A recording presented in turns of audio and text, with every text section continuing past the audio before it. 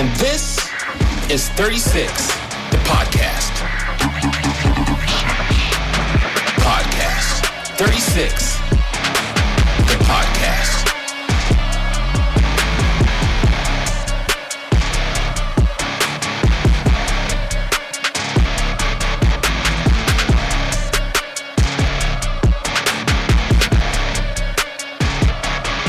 And this is 36, the podcast. What's up, Fairbanks, North Star Borough? My name is Tilden. I'm Jeff. And I'm Brandon. And this is 36 the Podcast. Welcome back to 36 the Podcast, where we sip 36 ounces of beer and have real conversations with fascinating people right here in Fairbanks, Alaska. Today, well, we're not really going to trade in the pint, but we're going to trade in the pint, theoretically, in spirit, for a wine glass, as we sit down with Michaella Anderson, sommelier, and the force behind Wine07. Is it Wine 907? Wine07. Wine07. Okay, so Michaella has built a reputation on making wine approachable, fun, and memorable. Whether it's through perfect pairings, uncovering hidden wine regions, or just breaking down the myths that can make wine feel intimidating. She brings a passion for storytelling in every pour, and today she's sharing that with us. So, grab yourself a glass, settle in, and let's uncork this conversation with Michaella Anderson of Wine07. Welcome to the show, Michaella. Thank you for having me. Thank you for for agreeing to adjust your schedule to make this happen. So thank you. Absolutely. All right, because I know this is a busy time of the year for you. It is. It is. All right. So on that note, before we get into the meat and potatoes, as we do always on Saturday, for the noon tap of the keg of the week, we're gonna take a little taste test, and we're gonna see what's going on, because so it's that season, and pumpkin spice is in the air, and so Bobby and his crew, they've kind of sort of blessed us with a taste of fall for today's pour.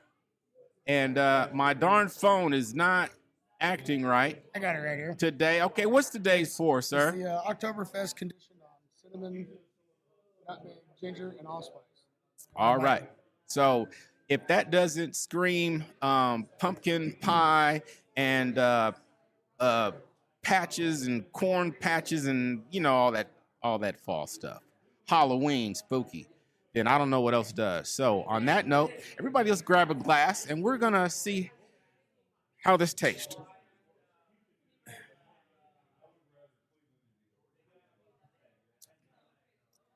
Oh, okay. That pumpkin spice hit me good. It hit me good. Michaella, do you have any thoughts on what you just experienced? Yeah, it's definitely fall in a glass. I'm getting that cardamom, that cinnamon, nutmeg, and it is delicious. Mm-hmm. Drink this all fall long. Yeah, Brandon, I know how you feel about Starbucks and pumpkin spice lattes. Well, what are your thoughts? Nothing like a pumpkin spice latte. To me, this is a pumpkin pie in a glass. Yeah. It's freaking amazing. Okay. Love it. Okay. Jeff, what you got? Well, I'm just waiting for next month's pumpkin ale when they are probably going to do the same thing. Uh-huh. But yeah, they did make the Oktoberfest taste very similar to pumpkin pie. Yeah. And like I said, I'm kind of curious what's going to happen when they do with the actual pumpkin ale.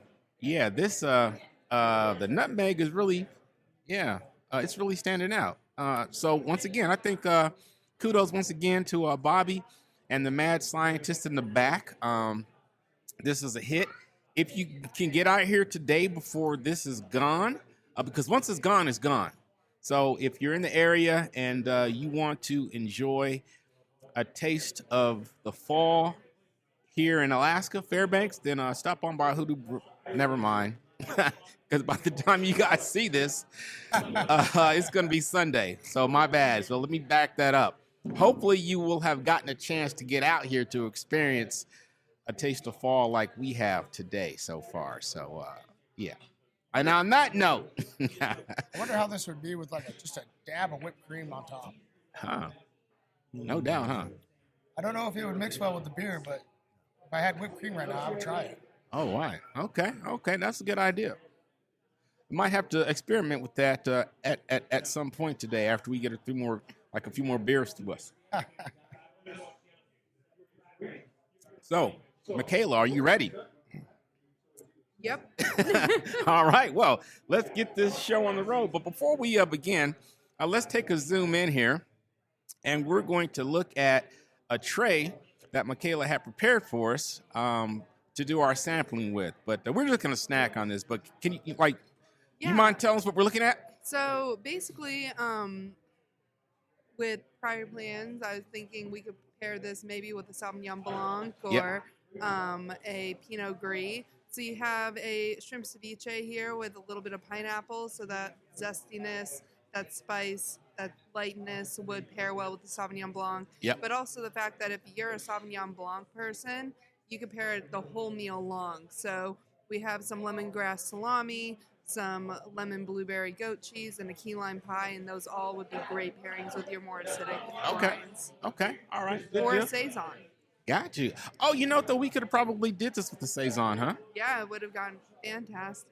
But Okay. then we need forks and plates, and maybe that's an after. Okay. All right. Well, maybe we can probably at some point grab a flight of 4 Saisons, and we can just do like a sort of a pairing. Okay. Yeah. So we could probably make that happen. But we're going to get into these questions real quick. Okay. Are you ready? I'm ready. All right. So, what's the story behind your journey into wine, and how did it lead to Wine07? Yeah, so I have been in the service industry, bartending, managing, serving since I was 16. Yep. And I worked at LaBelle's on and off for a good amount of 13 years before they closed this spring. Okay. And from that experience, I really found a passion for mixology, for wine, for service, pairings, making the whole experience work. Okay. And I went to Napa after taking some of the wine courses at the university, which I now teach, and just fell in love with the whole process. So through all that, I've also found that wine can be intimidating, as anything can be. And I wanted to make it approachable. I wanted to make it fun. I wanted to make it so that any person feels like they're getting the same experience, whether they're drinking a $15 bottle or a $100 bottle, and making that all the same quality of experience no matter what your budget is. Gotcha. Okay. All right. Yeah. So, what's something about being a sommelier that most people don't realize? It is not just being able to taste your wine and be like, this is a Chardonnay from Burgundy, France, which I did have to do in my training. Okay. But also it's having to know that the current that is along the Cape Coast of South Africa, along this mountain range, affects the grape growing. And for somebody who geography was not their strongest subject, that proved to be a challenge through my training. Yeah. Right.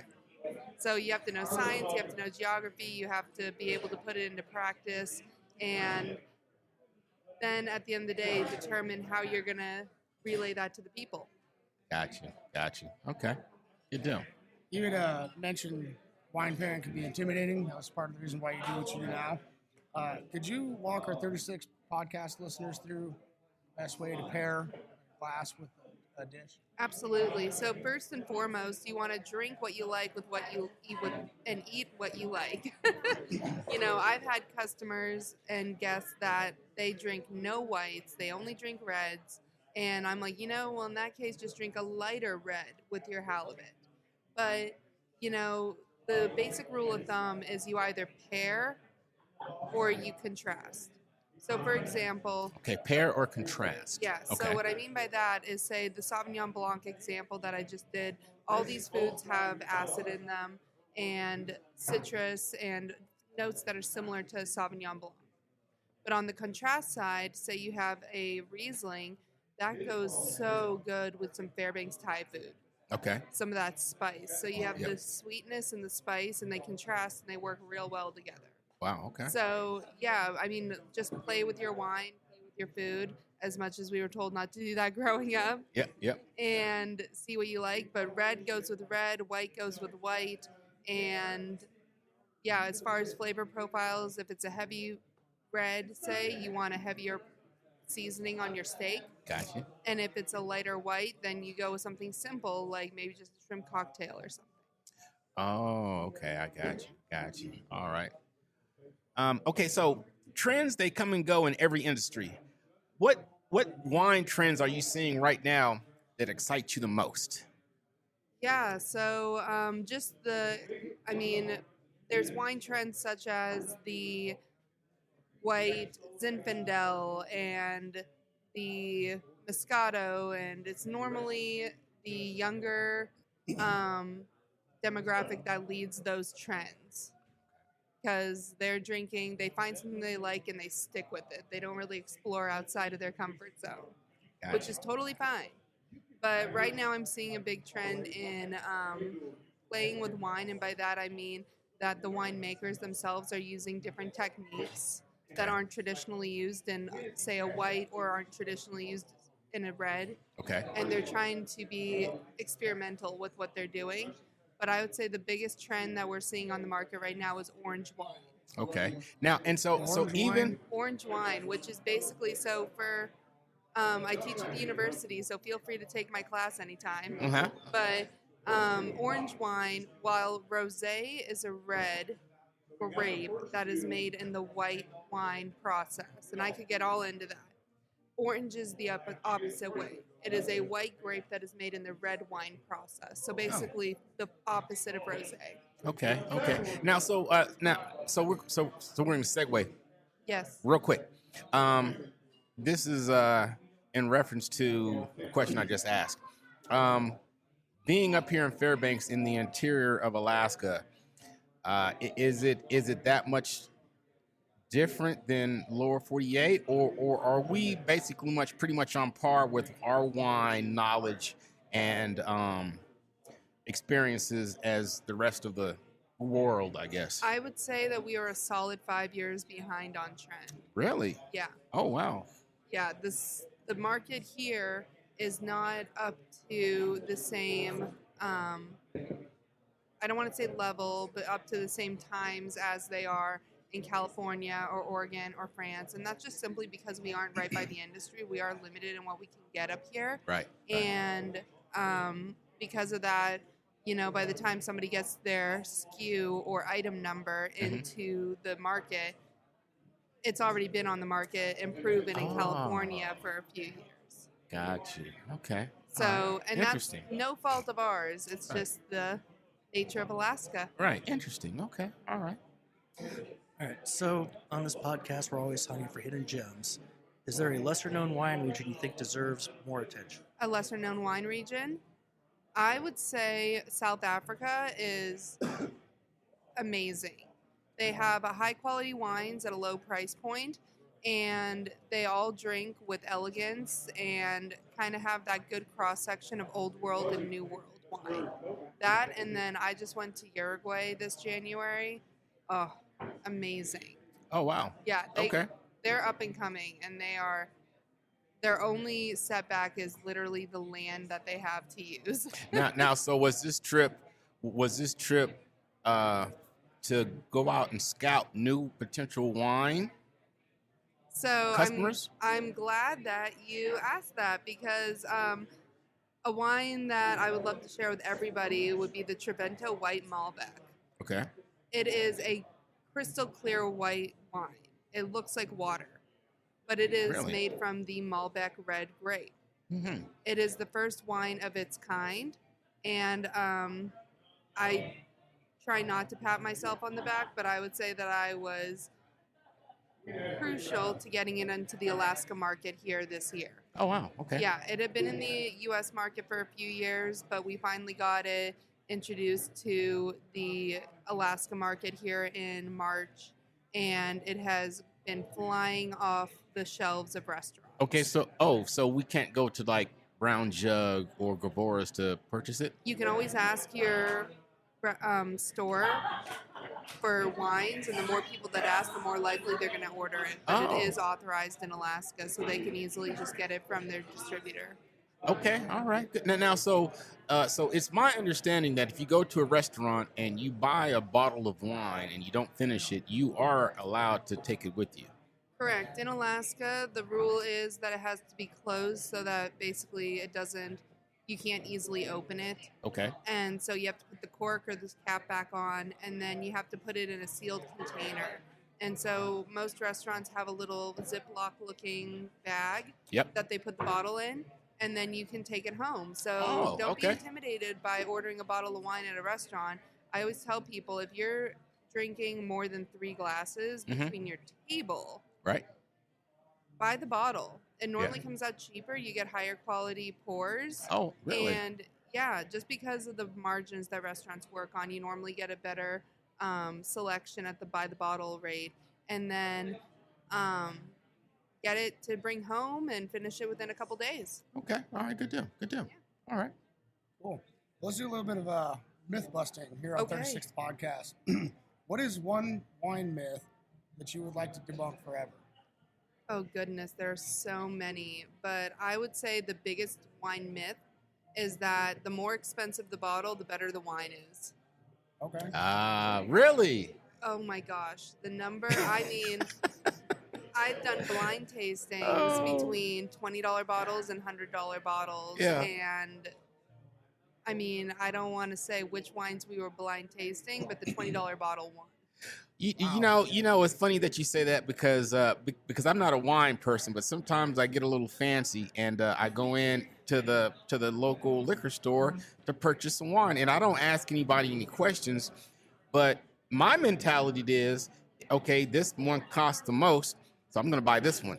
And then when I get it home, after I've let it sit in my wine refrigerator, Cooler, yeah. cooler, for a day or so, and I taste it, I'm like, oh my gosh. Take me back to the Ripple. Yeah. Liquor, I'm happy with Ripple.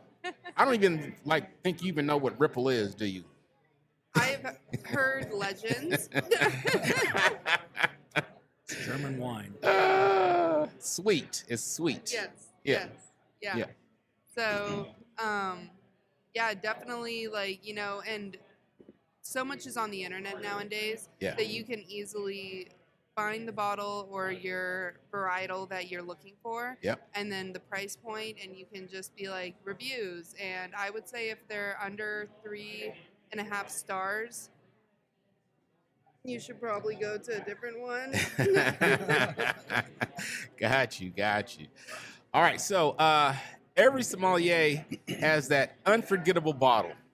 What's the most memorable wine you've ever experienced, and what made it special? Technique would be, again, that white Malbec, but wine itself, the wine that unlocked a vineyard, a region, an AVA, which is an American viticulture area, and that's how we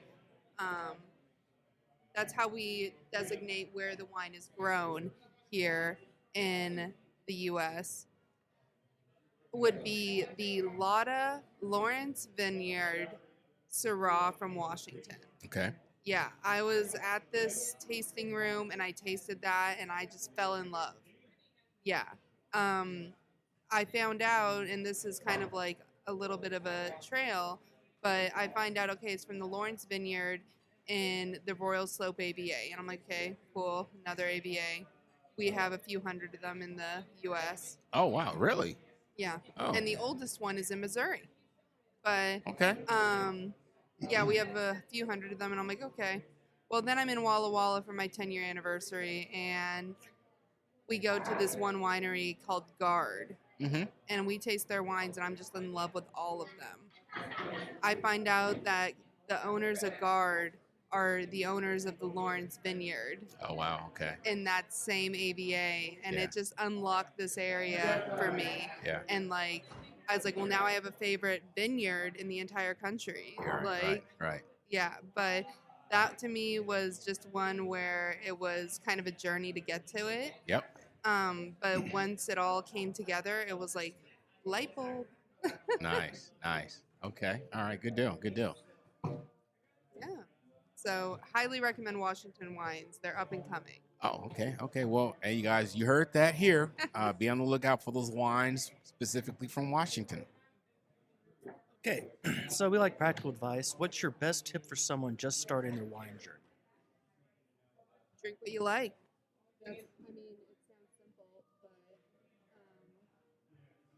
It sounds simple, but drink what you like. If you don't like something, don't worry about it. Come back to it here in a couple years because our palates are constantly changing. And don't be afraid to branch out. You don't need to necessarily get, again, that high dollar bottle of Cabernet to know if Cabernet is your jam. Mm-hmm. But yeah, and then use resources. You know, you don't need to have an in-house sommelier to find out that Pinot Noir and salmon go amazing together. Okay. All right. Yeah, and if you think of it, let me rabbit trail for a second, then the areas that produce the most Pinot are going to be France and then Oregon. California does as well, but Oregon for this intents and purpose. Okay. And what grows or lives in those areas in the Pacific Northwest? Salmon. Got you. Okay. So drinking and eating in the same area, if that makes sense. Okay. Yeah. Gotcha. So Gotcha. Okay. yeah, I mean, but at the end of the day, if you don't like it, put a pause on it. Gotcha. Yeah. Okay. Okay. So we're gonna segue real quick. Flavor. Red wines are typically more bitter than your white wines, right? And so your white wines tend to be a little bit more sweeter, or am I getting this wrong? Okay, so another myth. No, yeah. Thank you, Tilden. So red wines are more tannic. Okay. And that's because they're made with the skin contact. So your skins, your stems, those are giving tannins. Oh, okay. And that's that feeling that your mouth kind of feels a little dry when you're yes, drinking. exactly. Yes, exactly. So red wines, especially the fuller bodied ones, are going to be more tannic. Okay. Now that means that they have more ageability, that they need to open up a little bit more, which simply means being opened up for a little bit longer. Mm-hmm. And white wines do tend to be more acidic. Well, acidity and tannins are opposite, per se. Okay. And that's just the winemaking process. So you get more acid out of the white winemaking process, where you get more tannins out of the red winemaking process. And the tannins make your mouth feel dry, while the acid is what makes your mouth water. Got you. Yeah. Oh. So sweetness can go kind of either way, but as far as that feeling in your mouth where it's like, it feels like I didn't just drink a liquid. Yeah. Yeah, that's tannins, and then your mouth watering is acid. Okay, so never mind. Go ahead and ask your question because we're gonna probably do a segue segment. We could go all day on it. Yeah. All right. So, at Wine07, you built an experience around wine. How do you make education approachable and fun for your guests? Right. So I do, at Wine07, I do restaurant consultation. I do wine tastings and pairings, and those go anywhere from we're tasting all the same brand today to we're doing all white wines, or we're doing all wine from Burgundy, whatever theme we want to go with. Okay. And then for the at-home wine tastings that I offer, it's everything from all right, so the skin contact and the region with the rain shadow effect makes it so that the wine tastes like this, to all right, who wants rosé? Right. And so I kind of match whatever the guest is looking for. Okay. I've done birthday parties where I've done tasting notes, and then I've done birthday parties where, for example, that's the really popular section, is to do the private wine tasting at home. Right. And we do the education of the winemaking process, the region, and it really just gets down to how nerdy somebody wants to get. Oh, wow. Yeah. Wow, so there's levels to this thing. Yes. So, Okay. yeah, I meet somebody where they want to be met. Right. But then again, I teach at the university, so I'm used to doing that introductory level where it's like, let's pretend that I don't even know anything. So you teach at the university. So you actually teach a course on wine? I do. I'll be darned. Yeah. Wine appreciation, F257 in the culinary section of the university. How many times a week is this? Once a week for 6 weeks. Oh, I'll be darned. And we do a crash course on wine. We go through the history, viticulture, which means grape growing and winemaking. Huh. And then we go through kind of the regions. And then in the level 2 class, which happens in the spring, we explore different areas or different geographical areas or different technique areas and go further in depth. Okay, now, so how do you stay abreast of the latest teachings, offerings? I am constantly learning. Okay. I'm constantly learning the newest techniques, the newest terminology. For example, the term legs Okay. is outdated. Okay. We now use staining for reds and tiering for whites. Right. And by using that new terminology, it's educating the next generation of wine appreciation, if you will, or not the next generation, current wine appreciators. Right. Right. But also in that I travel a lot. Yes. That's the punchline. I travel a lot. Yeah, I know. You're always like gone. Yeah. Yeah. I'm like, I've been to Willamette Valley in Oregon 4 times this year. I've been to Napa once already. I'm going again in October. And this is all to master your craft. Yes. Nice. Yeah. Nice. All right. So on 36 podcast, we also love stories. Can you share a moment when wine brought people together in a way that surprised you? Way that surprised me. Yeah, I would say honestly, this current class I'm teaching. Okay. We end every class with what's your favorite wine of the night because we taste wine throughout the night. Oh, how much And wine you guys taste in a We night? do about 6 to 8 bottles. Between how many students? I have 20 students, so it's about 12 to 16 ounces of wine. Okay. All right. Yeah. Good deal. Do they get to drink the wine, or do you have them do the spit it out after? They get to drink the wine. Good. I wouldn't spit yeah. out nothing. No, yeah, they get to drink the wine, and All then right. there's normally about a glass left that I can split between a couple students if they want to revisit at the end of the class if they had a favorite. Nice. Yeah. I'll be darned. So that's a thing that's taught on a college campus. Mm-hmm. Oh, I might have to ring and roll and Yeah. become a UAF student. Dude, my campus had a class on winemaking. Yeah. On winemaking, huh? Yeah, it was an engineering school. Yeah. Ooh, wait. We make stuff. We don't taste it. Yeah. I'll be darned. All right. Yeah. All right. So, but right now they're all learning that there's different levels. They're all learning that, if everybody's palates are different, and they're just sharing stories on what different flavor profiles mean to them. Right. Okay. So that's really cool to watch. Nice. Yeah. And then I know we're focusing on the stemware, the glass this podcast, but I've had requests on teaching a whiskey class as well at the university. Oh, nice. Yes, I'm a bourbon guy myself. Yes. Yeah. So, I love me a good pour. yeah. Yeah. Yeah. So, Nice. yeah, looking at teaching a whiskey course as well. Oh, wow. Okay. All right.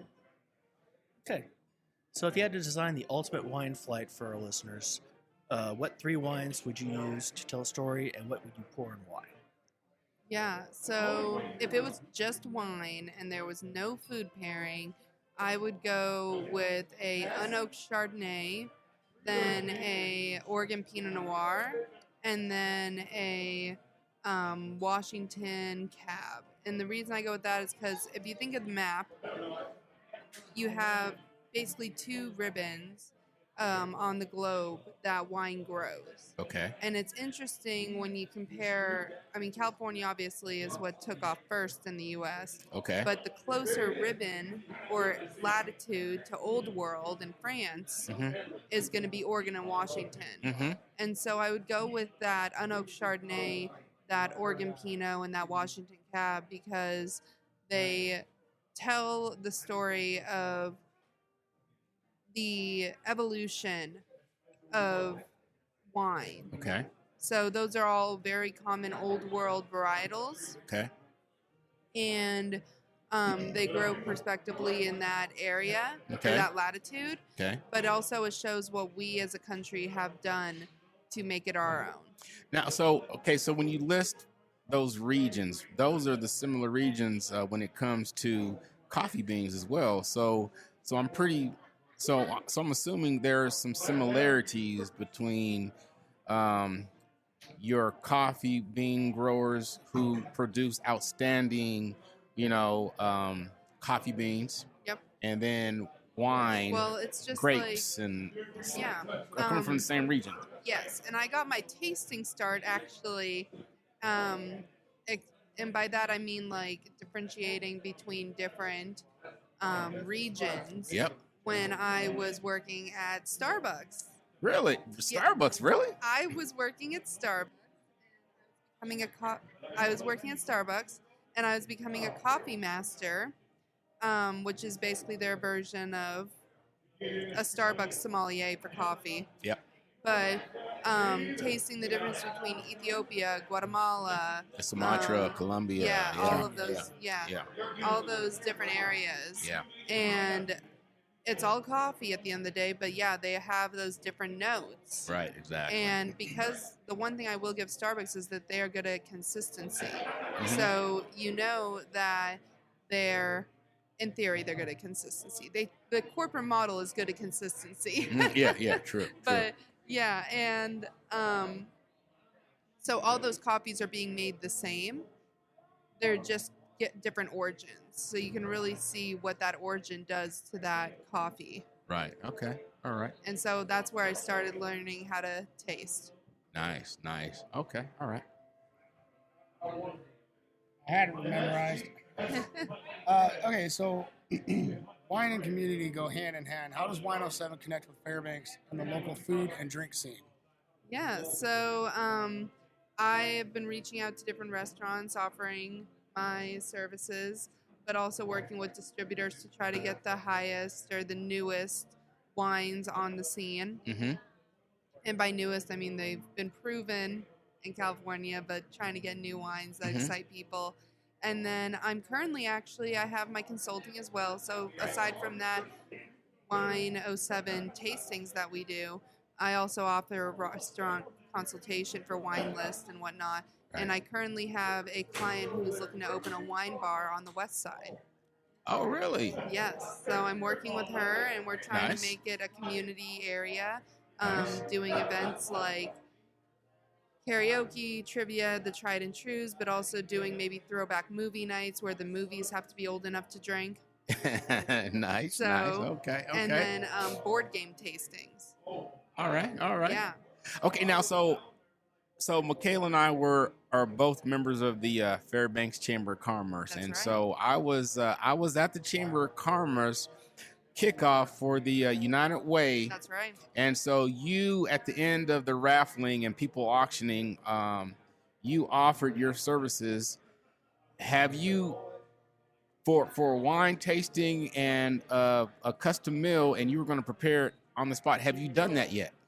Not that one. Okay. Specifically, but I have done it for different charities. I normally do a wine and dinner pairing for 6 people. Okay. And I provide the wines, I provide the food, and I provide the wine and the food, and then I prepare it and I guide them through that tasting. But again, it's all customized to the customer or the purchaser of the package at their prospective charity event. Okay. So the one that you had that you saw at the chamber, they were auctioning off desserts. Yep. And I auctioned off a dessert and dessert wine pairing. Yes. Okay. For 7. Gotcha. Yeah. That's right. Good deal. All right.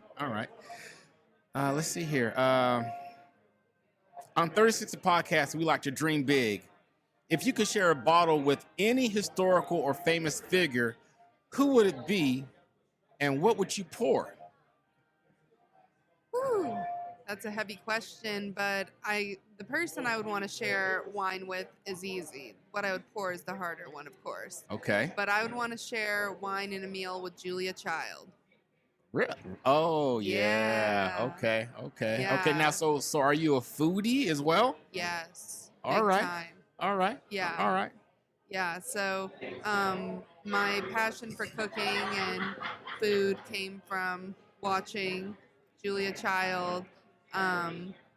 My grandparents would get me the whole Art of French Cooking books and DVDs or VHSs or whatever it was at the time. Yeah. And I would learn how to cook from Julia Child, but also just the fact that she had so much like world experience Right. in food, and then trying to bring that same thing. I mean, the mastering the art of French cooking was to bring the art of French cooking to Americans that didn't have that experience. Right. Okay. And so I think we would have similar, we could talk about bringing things to a more palatable level, if you will. Right. Right. And I would probably pour, by the time she passed, Oregon wasn't as big of a region at that point. Okay. So I would share with her, if I could bring her back today, as opposed to going back in time, Right. I would share a Oregon Pinot with her, probably Okay. probably from Stolaire or Adelsheim, something that has a little kiss of New World, but still respects the Old World process. Pen Wright, something. Are you you sound like you've tasted a lot of wines? I have. Being a small man. Okay, so over the course of how many years are we talking here? We are talking a decade. Oh wow, that's awesome. That's awesome. Okay.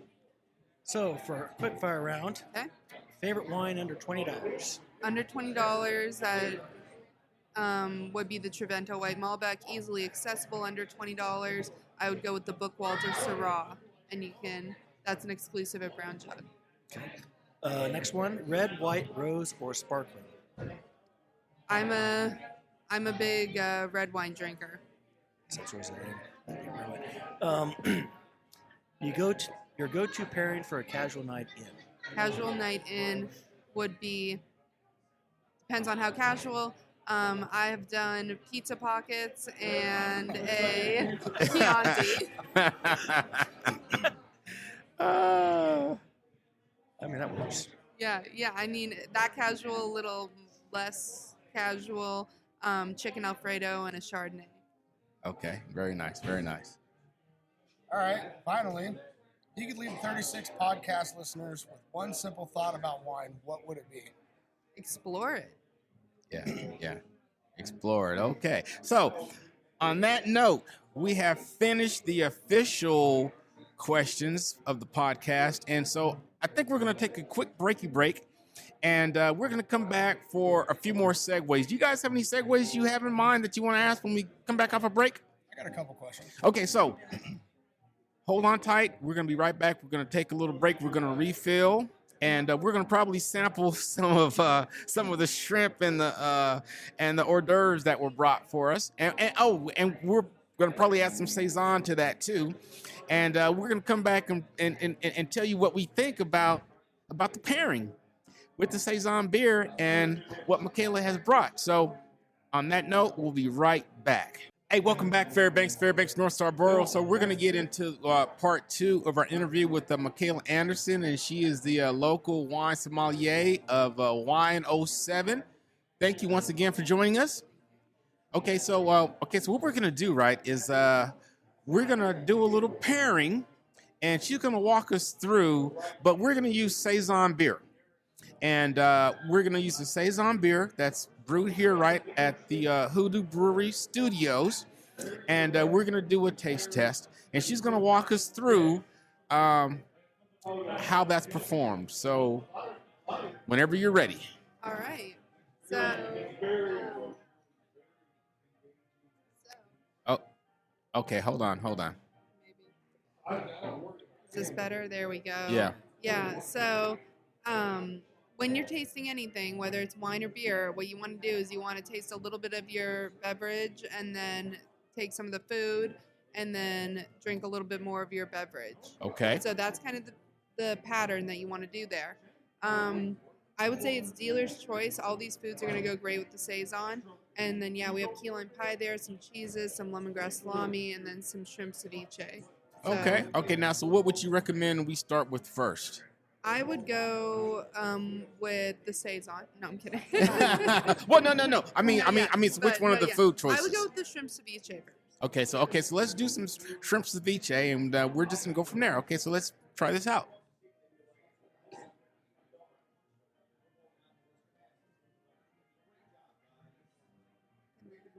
I have some Saison in my glass still, so we'll just pass this around. Okay. So Now, so on our fork, do we want to get just the shrimp, or we want to get a little bit of everything? whatever you'd like. Okay, got you.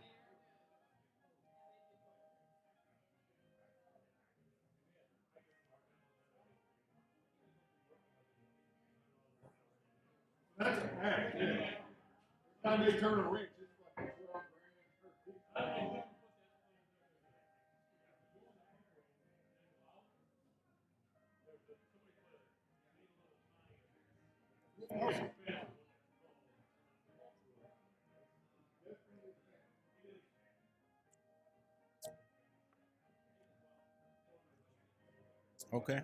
Yeah, so the citrus, the light floral, and the Saison, the crispness should go well with that ceviche. You know, I'm gonna tell you what. I have had ceviche, lots of ceviche, but never have I had ceviche with the pineapple. Mm-hmm. Oh my goodness. Yeah. Yeah. So that takes it up a notch right there. Oh yeah. And so I've never paired a beer Yeah. with my ceviche or Yeah. ceviche. Oh my Yeah. goodness. Oh, okay. Mhm.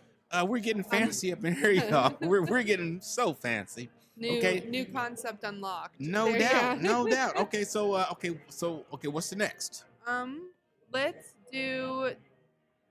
Anybody opposed to goat cheese? Oh no, I love me some goat cheese. Okay, Yeah. Perfect. We'll just do a little because this has lemon and blueberry on it, Okay. and I'll just pass this plate around.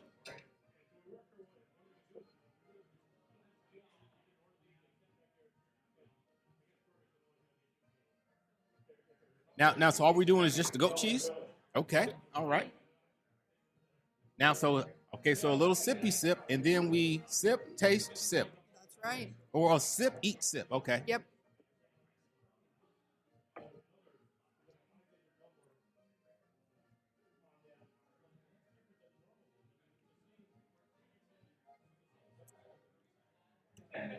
Oh, wow. Now, so what is the goat cheese? What is it dressed with? It has thyme, blueberries, and lemon zest. Oh, that's very nice right Yeah. there. That's And then very nice. We'll just finish it off here with this key lime pie because we always have to have dessert. Okay, all right. And, yeah, I'm gonna get a good old.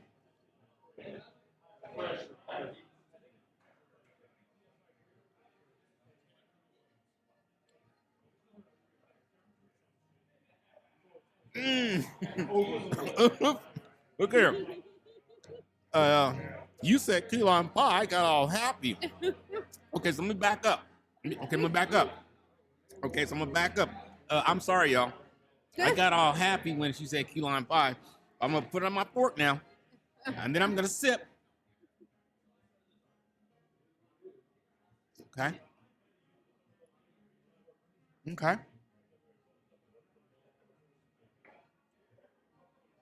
Very nice. Very nice. Very nice. So yeah, just like a Sauvignon Blanc, the Saison has a lot of those notes. Okay. And you can pair your beers with your food as well. There's so many different types of beers out there, you know, that Right. any meal really has something. Wow. And so this is really a thing. It is. Yeah. Man, you know, so I'm sitting here So I'm talking to you, but I'm thinking about the damn ceviche in my head right now. I'm like, man, that was some good ass ceviche right there. That was good. Oh man, Brandon, you can't partake at all. No offense. I'm having some heartburn. Right Okay, now. all right. The beer's already kind of kicking it off. I don't want to really add to it. Right Gotcha. I'm now. not offended by you. I'm offended by the heartburn. Exactly. Shame on you, Heart Murray. Shame on you. All righty. Okay, now, so anybody got any segues? I did have one question, and it's kind of mixing like bourbons and whiskeys with wine and comparing them to some things that I see that happen here in town. For example, like at Brown Jug, I think it's like 4 Saturdays throughout the summer. They do these big releases with like really high-end bourbons and stuff. Right. Yeah. But they're usually like lower priced, and then once you buy them, the price goes up because it's resale or whatever. Yeah. Is there anything like that with wine that happens in Fairbanks? Like, is there events where you could go and find really high-end wines that are kind of rare, I guess? Not necessarily, but I think that is an excellent opportunity. Okay. Yeah, I like that. So building off of that right there, and so I don't know if we can do this. Well, but we're gonna do this because this is our damn podcast. Could you put us together a list of wines, and I'm gonna add that to the podcast. Would you like a podcast pairing? A podcast pairing of where of wines that you recommend at Gavora's or Brown Jug, Sure. or Safeway, Yeah. or what's the Costco. other one? Costco or Fred Meyer. Fred Meyer. Yeah. Yes. Absolutely. All y'all in there. All right. Yeah. I think Costco has a pretty good, I don't know about wine selection, but selection of beers and other types of okay, so liquors. Don't sleep on Kirkland. I mean, those well, but are you know what? great. Right. Well, Those- no. Yeah. Yes, I know about Kirkland because they have they can't tell you who made it, but whoever made it, you know that they're top notch. Yeah. Right. So And those Kirkland are- is the I bomb. want to say go- their scotch is made by Jim Beam. Yeah, exactly.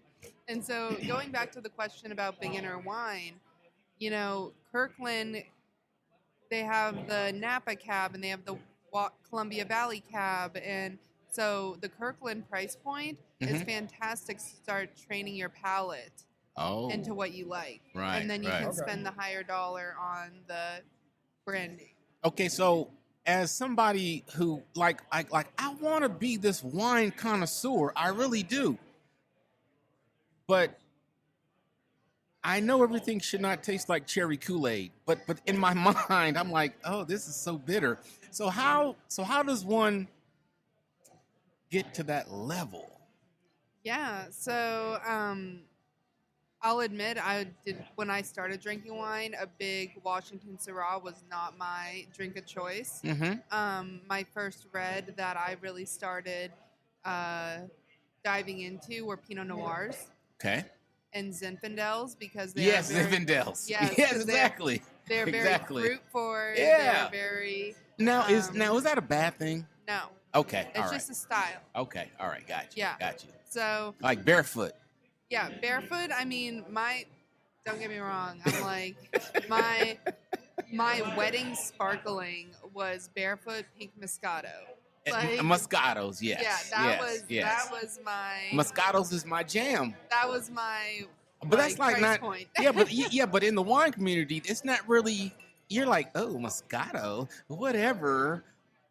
Get out of here. I mean, it's made yeah. for a reason. Yeah. Exactly.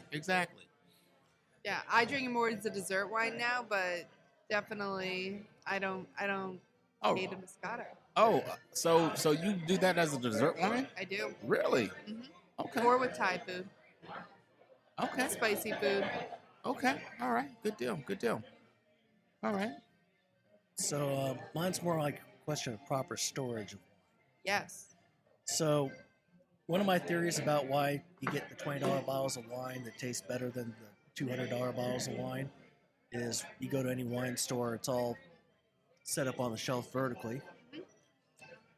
And the room is set to the temperature comfortable for people, not usually the best for storing wine. Right.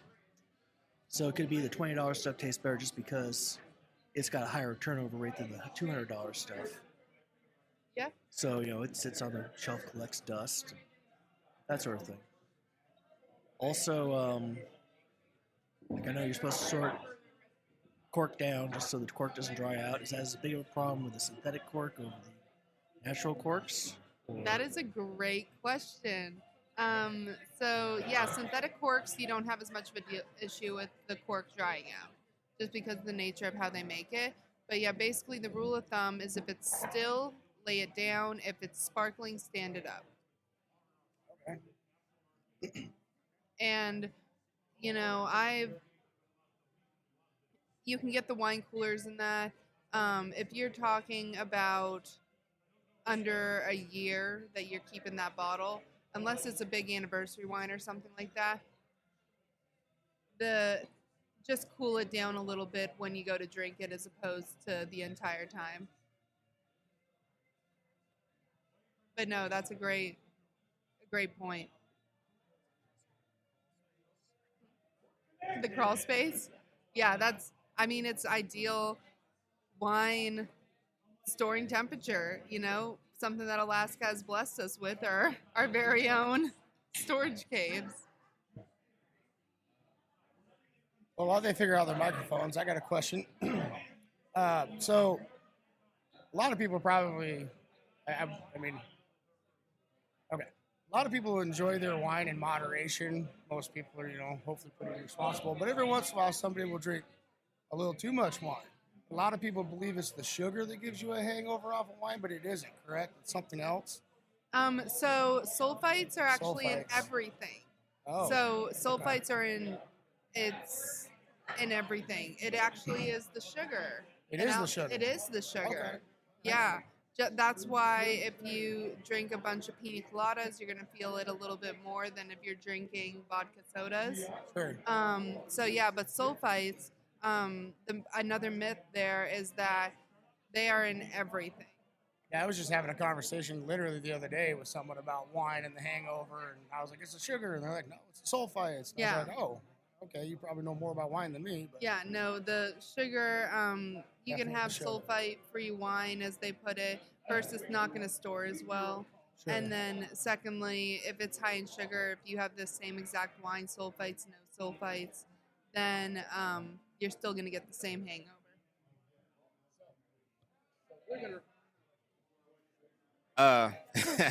We're having some technical difficulties here. We're going to restart the video machine, and we're going to be right back because I got a question. So, my next question for you. Okay, so please explain to me, because I'm not really a wine guy, but I'm a wine snob, right? And so when I see a cork as opposed to a screw cap, is there any difference in the quality of the wine if you buy one with a cork, fake cork, or screw-on cap? So I would say no. That being said, they know, the winemakers and the companies know that is a common perception. Oh, okay.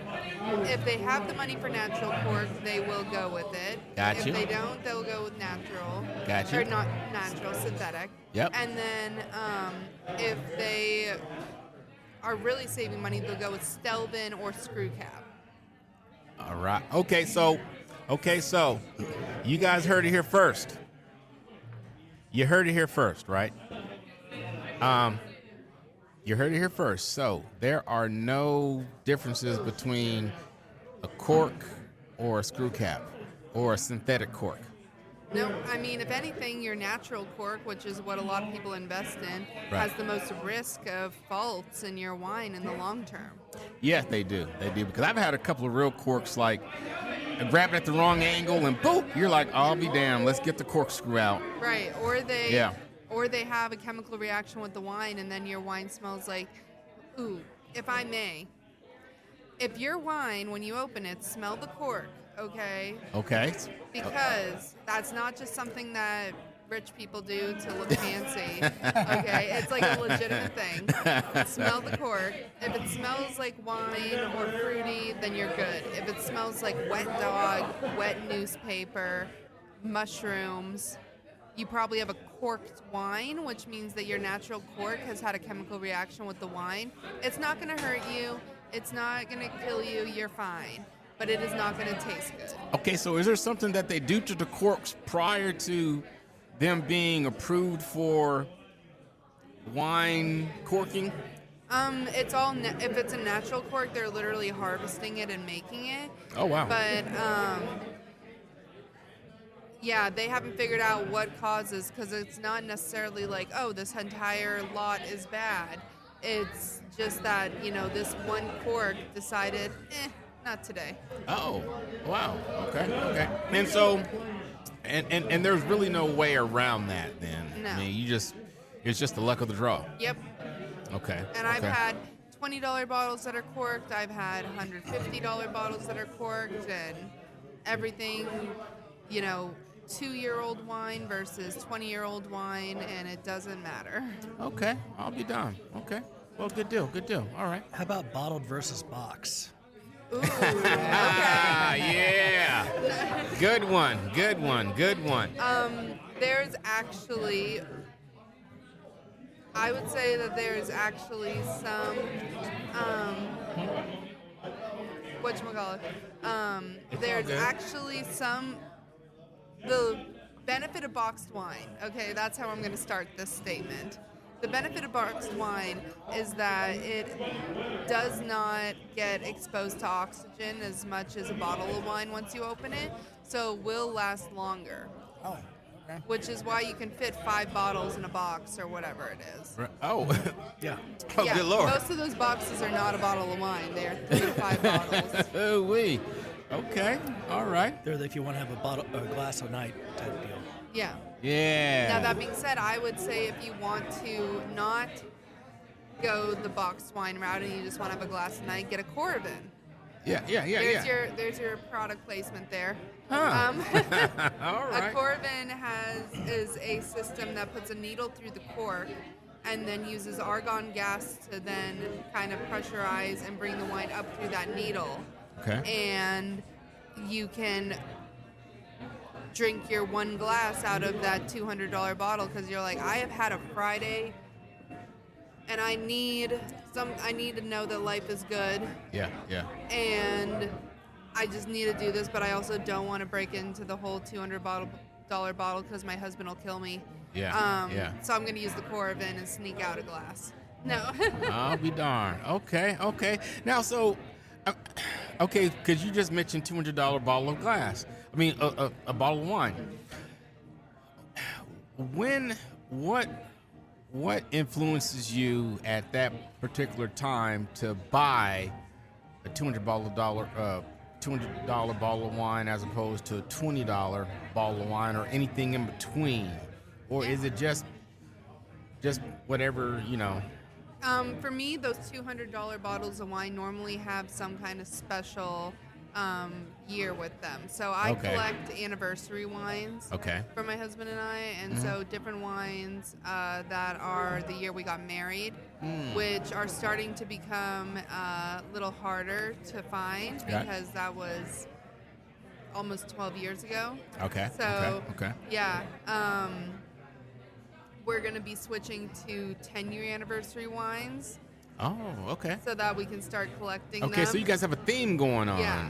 Okay, well, kudos to you. Yeah, Kudos, okay. But those 2014 wines, definitely, if they've been stored correctly and whatnot, it wasn't a phenomenal year in winemaking and in viticulture, but it was a good year for us. So we collect those. Right. So how often? Okay, so I'm from California, and whenever I go back to visit my parents, I'm always when I lived in Texas, the path that we took to get to my parents' house in Monterey, California, it actually took us down the highway between Paso Robles and Interstate 5. And so that's the highway that James Dean was killed on back in the 60s, whenever he was passed away in his Porsche. I remember one particular year driving home and back down that same road, and all those vineyards, they were just like shut down and dry because of the water shortage. Yep. What type of impact does that have on the wine industry? Or because there's so many more places that harvest and produce wine that I didn't realize, because you said over 100, right? Over 200 AVAs. In the United States alone. Okay, so does that really have an impact when you are driving down the road and you see all those closed up wineries? Yeah. So basically, what it all comes down to is that unfortunately, wine is very much a pay-to-play industry. Got you. Okay. And when resources are minimal, and by that I mean water, they're going to focus on the areas that have more money. Okay. Now, that being said, Paso Robles, we were there 2 years ago. Okay. And it was some great Grenaches, Mourvedras. Okay, so are they back? They are back. Okay, they're back. Okay. Yeah. All right. And all right. from what everybody said, that Paso Robles is what Napa was 20 years ago. Okay, now, so another thing too, Napa up north, Paso Robles down south. Yep. Is there a tremendous difference in the quality of the wine between those two regions? I wouldn't say the quality, I would say the varietals. Okay. Because you're talking a good amount of change in terroir or land and weather. Okay. So they grow different things very well. Gotcha. All right. Good deal. Good deal. I've actually been acquiring more and more questions as we move along here. All right. I have two that I really want to ask, and one hopefully is just short and sweet.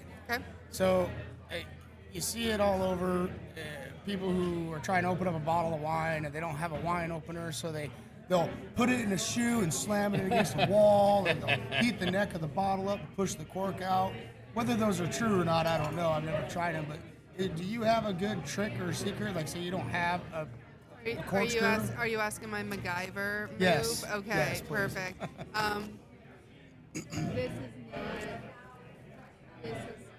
This is not sponsored or approved by the Quartermaster Sommeliers, but it is field approved by being out hunting, and that is rather than bringing corks, like not out hunting per se, but like being out at the farm or whatever. Basically, you put a screw into the cork, and then you use a crowbar to get the screw out with the cork. I've seen that one. The field expedient method. Yes. Yes, that makes a lot of sense, actually. Yeah. Yeah, that's a good one right That there. would work best with wall dogs. Yeah. Yeah, they would actually. Oh, very nice. And then my last one. Have you ever spent any time in Hawaii? I have. Like Maui specifically? Not Maui, but So when I was in Maui last time I was pineapple there. wine? Yeah, okay. I was gonna ask, so what is your thoughts on doing wine with pineapple versus grapes or other types of fruits? yeah. So there's a winery in every state in the union, and most of them are fruit wineries, which is that's where that pineapple wine comes in. It is not your traditional wine, but I'm all for. Yeah, it's really good, but I'm all for making wine with what grows near you. Oh, wow. So Okay. yeah, Okay. pineapple wine in Hawaii, Haskell wine up here, honeyberry wine, whatever. Okay, now so wine isn't okay. So because bourbon, like to make bourbon, there's certain requirements that this isn't a barrel, bourbon yeah. unless so wine doesn't fall because he just said does. pineapple, because I never knew you could make wine out of pineapple. You can make wine out of pineapple. It does not get the same labels as your Vinus vinifera or grape wine. Okay. And with your, where am I? All right, I'm like, Yeah. I'm like, which one's working right now? Yeah. But Yeah, there are certain requirements. So, for example, one of the strictest one is location. Okay. Okay. So, putting on their California wine versus putting on their Napa wine versus putting on their Healdsburg wine versus putting on their ex vineyard wine. Oh, gotcha. All those grapes have to come from that location. Okay. Sort of like Sauvignon Blanc, it's got to come from that region of France, where if the grapes come from somewhere else, it's a Fumé Blanc. Fumé Blanc is actually the process, but yes, similar. Yeah. Oh, Fumé look at Blanc- here. Look here. You're I throwing like out those it. terms, I'm man. liking it, Look, yeah. She's throwing out those terms now. What you Or, doing? let's see, you can't call, if it's champagne, it was made in this region of France. Right. But if it's from anywhere else, it's a sparkling wine. Correct. That is very much. So Old World has very strict rules on how to market wine. Yeah. Very nice. Very nice. All Just right. like, we have a very strict rules on how to market bourbon. Yeah. Exactly. If you made it first. No, yeah. Well, no, it's a case of bourbons. It has to be made in New- Bourbon County, Newberry. Kentucky. Yeah. Technically, Jack Daniels is bourbon, but it's made in Tennessee, so they have to call it Tennessee whiskey. Yep. Yep. I'll be there, man. Look at you, man. You look like a little bit about your whiskeys and your bourbons, man. Oh, okay. All right. Good deal. I drink, I know things. I drink. And I thought you know knew things. this. I do know this. All right. Let's see here. I've got something, but it slipped my mind. But it's gonna come back to me real quick. Somebody else, go ahead and do a fill in real quick. Will his mic work? Yeah, no doubt. Mike? Yeah, it's working. All right. Okay, all right. cool. You said that you visited Willamette Valley Vineyard. Yes. What did you think of that place? Because I've been there. That's the only vineyard I've ever been to. I actually thought it was kind of cool. Yeah, Willamette Valley Vineyards, beautiful vineyard, beautiful property, and great wines, especially their whole cluster Pinot Noir. Love that. But I really love Oregon. Like, I think it's gorgeous. They have great wines. They really respect the terroir more than the winemaking process per se, where I like to say, if you're having Pinot Noir specifically, if you want to taste the terroir, drink from Oregon. If you want to taste the winemaker, drink from Sonoma. Oh, okay. All right. Another thing. So with beer, Yes. the color of the bottle makes a difference in how well it does. Because most bottles are brown because exposure to UV light causes it to get skunked, which is why you want to avoid beers that come in a clear glass bottle. Right. Is there anything like that with wine? Yeah, so basically the rule of thumb is that if it's clear, it's not meant to be aged. Okay. Yeah. Good deal. So pretty simple, but yeah. So just like beer. Yep. And then the heavier the bottle, the darker the glass, then that tends to hold up a little bit better. Okay. Okay, so where do you see yourself as a sommelier in Fairbanks in the next, let's say, 5 years, as far as advancements and educational wise? Like what's your 5-year plan right now? Yeah, so by my 5 years, not necessarily Fairbanks, but I'd like to get my advanced sommelier by 5 years from now. Oh, okay. Which, to put it in perspective, master sommeliers, there are less than 40 women in the world that are master sommeliers. Oh, wow. Okay. So Good deal. I would love to be a master sommelier in the next 10 years. Oh, wow. So that's something that I'm working on. But as far as Fairbanks goes, I would just like more people to enjoy wine, and I'd Right. like to be working with all the restaurants so that they have catered wine lists and, Right. Just be offering things that Now, we so don't you get. do offer your services to the different restaurants in the area then? I do. Now, so do they reach out to you, or is this opportunity for them to say, hey, we didn't know that we had Michaella Anderson and she was a qualified sommelier? It is an opportunity for sure for Okay. them to reach out. I've talked to people, Because- but the now- service now- industry is constantly moving. Now, because you worked at Lavelle's for the longest time. I did. And so that's where people know you from as Yes. in your role as a sommelier. Yes. So any other locations Currently, keep your eyes peeled for the opening of Pipeline Wine Bar over in the College Mall. Okay. All right. And so because you said that, we're going to do a little backtrack here. And you can find us, of course, if you're watching this podcast, you can find us on YouTube. You can also find us over on Facebook. Mr. Brandon, he's the curator, administrator of our Facebook page. And from what I gather, are we going to be on Instagram at some point? Yes, sir. Okay, so at some point we are going to be on Instagram, so that's where you can find us. I'm going to put those links at the bottom of this particular podcast, as well as Michaella Anderson's recommendations for wines. And I don't know if we're going to put where to get them, but we will give you the names of the wines if you're interested in those wines. And on that note, where can we find you in social medias? I'm on Facebook. That's the easiest one. And then, really, is it Wine07? Is that what we typed in? Wine07 Consulting. Wine07 Consulting. Okay. Mm-hmm. And that is WINE07. Got you. So, and then I have wine07consulting.com, which has the portal for people to be able to reach out on. Yep. And I kind of keep it. I like to be kept as one of the best kept secrets in Fairbanks. So thank you for exposing it. Yes. Yeah. Because I had no idea what this whole thing was until we actually met at the Chamber of Commerce. Right. And I'm like, a wine sommelier? Yeah. Okay. Well, let's rub with that then. Let's do this. But okay. So it's been a pleasure having you. Yes. Likewise. Before we close out, are there any other questions? I think we're good. Okay. Since Or not.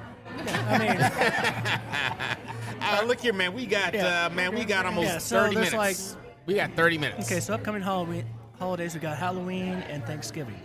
Okay. Which would you take to a party for Halloween, and which bar would you take to a Thanksgiving party? Let's start with Thanksgiving. The easy one. Yeah.